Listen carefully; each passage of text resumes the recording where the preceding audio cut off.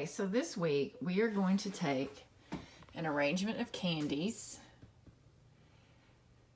You can use any candy you have or like, because you know you're going to eat it afterwards. We just know this. So lay it out in a grid shape. If you have to draw this out yourself, it's fine. Or if you can print it, print it. But I don't really care as long as it's laid out in a rectangle where you have divided the area into thirds.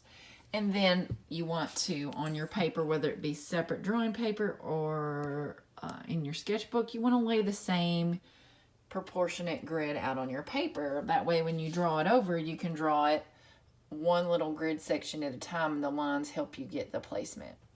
If you're going to err on drawing it too big or too small, I'd rather you draw it a little too big because it'll be a little easier. So just do your best. Try not to draw the details or do any shading yet. I want you just to draw the basicest, most basic shapes that you can.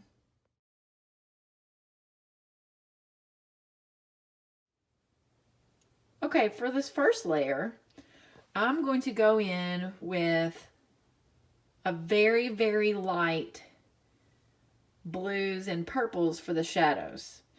Very, very light. You'll see in my demo what I'm doing. But the first thing I'm going to do is I'm going to erase some of these grid lines so that they are not in my drawing.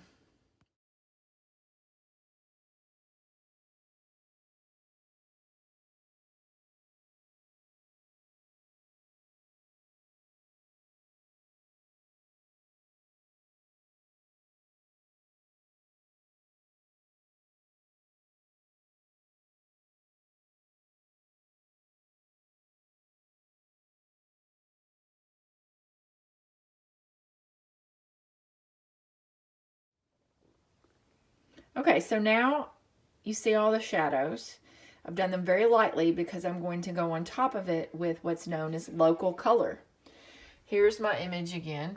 So I'm going to color on top of it with the colors that it actually is. So local color, again, is just a fancy term for the color that it is. So the red will be red, the white will be white, the green will be green.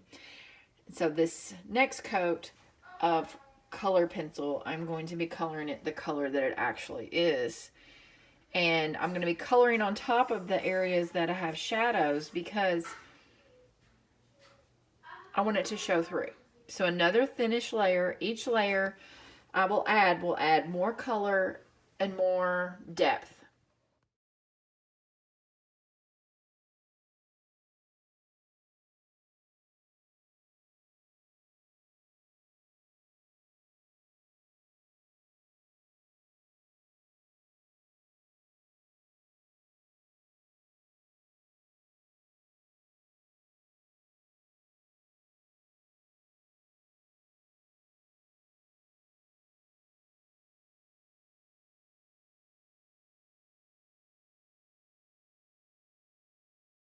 Okay, so this is the second layer.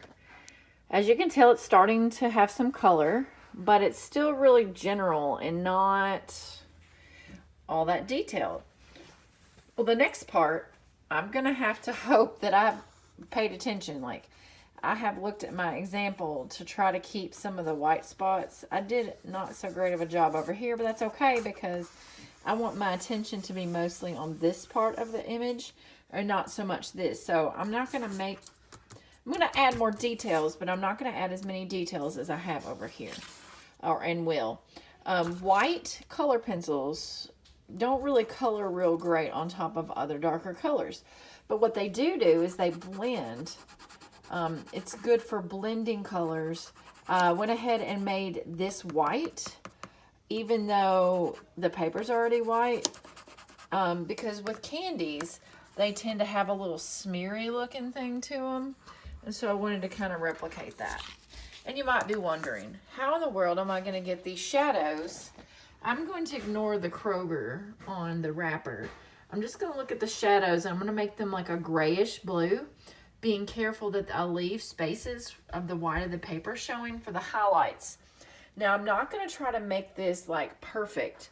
I'm going to exaggerate and just make some choices and just do the best I can.